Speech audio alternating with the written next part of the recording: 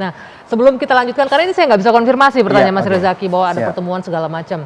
Nah, saya ingin menghadirkan beberapa kutipan pernyataan dari Johnny Allen Marbun yang merupakan salah satu inisiator Kongres Luar Biasa Partai Demokrat. Bisa kita saksikan bersama di belakang saya.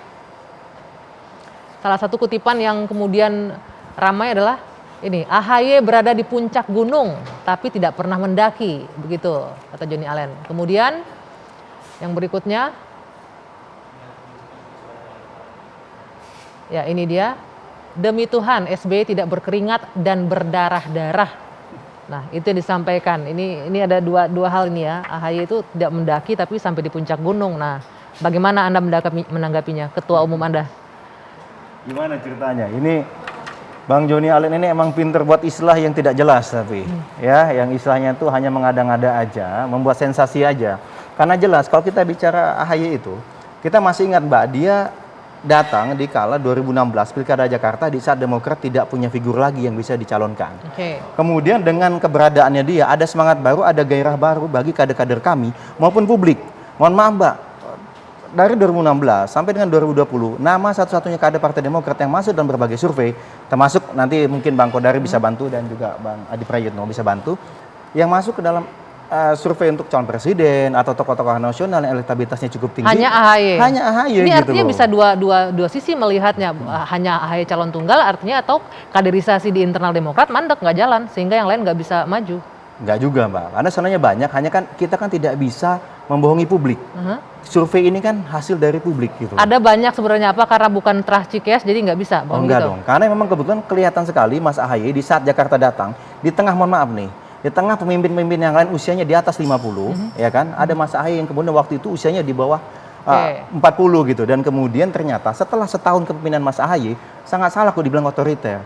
Karena jelas selama setahun ini dalam pilkada Mbak, prosesnya itu dari DPC sampai pusat kembali lagi ke bawah diskusi.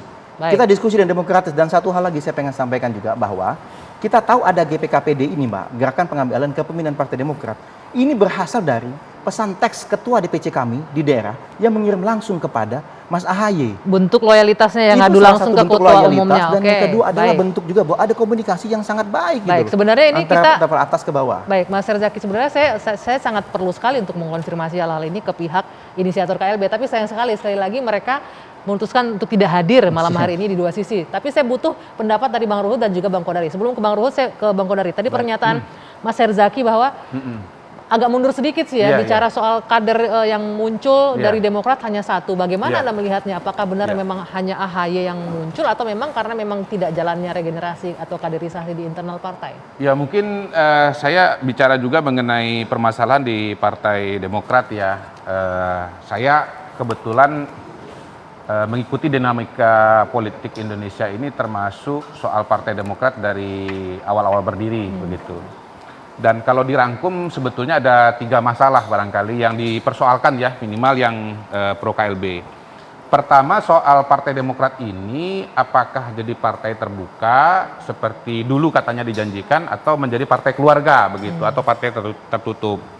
Nah, kalau menurut Pak Marzuki Ali kan dulu janjinya partai terbuka gitu. Tapi kok sekarang jadi partai keluarga. Sebetulnya partai keluarga itu sih nggak masalah kalau legitimasinya kuat begitu. Tapi kalau legitimasinya dirasakan tidak kuat, lalu kemudian timbul pertanyaan. Menurut Anda AHY sekarang tidak punya legitimasi yang kuat? Nah, saya akan nyampe kepada poin berikutnya ya. Saya menyebut soal itu sebagai persoalan masa lalu begitu ya. Termasuk juga persoalan kontribusi dari para pendiri.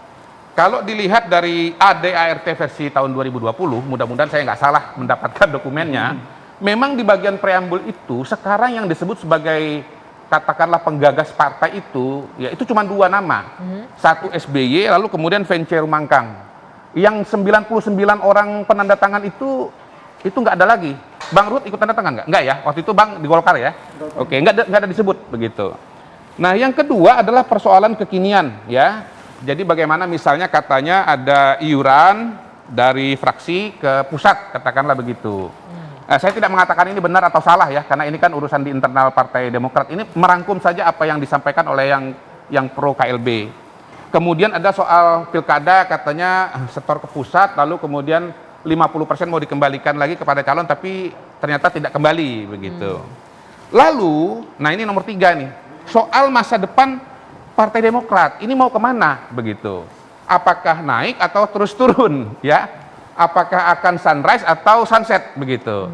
Nah, pada titik inilah saya melihat sebagian ya Dinda Herzakiyah itu tidak yakin dengan kepemimpinan pada saat ini.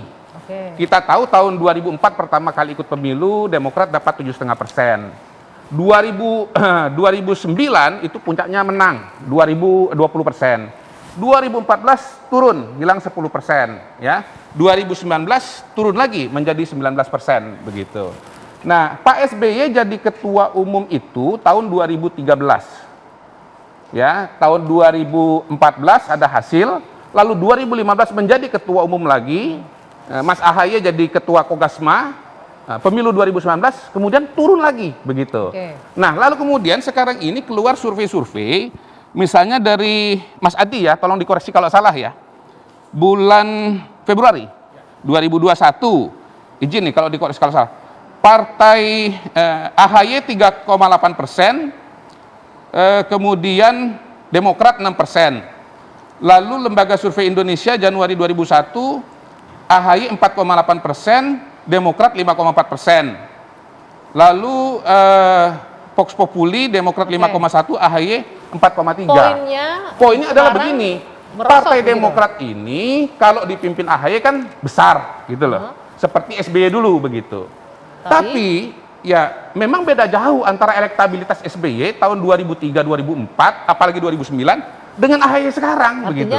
Dulu surveinya SBY itu jauh di atas Partai Demokrat. Oke, baik, nanti kita nah akan sekarang ini ya surveinya AHY malah di bawah Partai Demokrat. Oke, Ya, kalau baik, calon nanti presiden akan dijawab tengah, jadi oleh nggak bisa dongkrak, Mas kira-kira Herzaki. begitulah. Oke, nanti apakah itu benar seperti itu? Nanti kita jawab jeda dulu Oke. sejenak. Dua Sisi akan kembali sesaat lagi, usai jeda.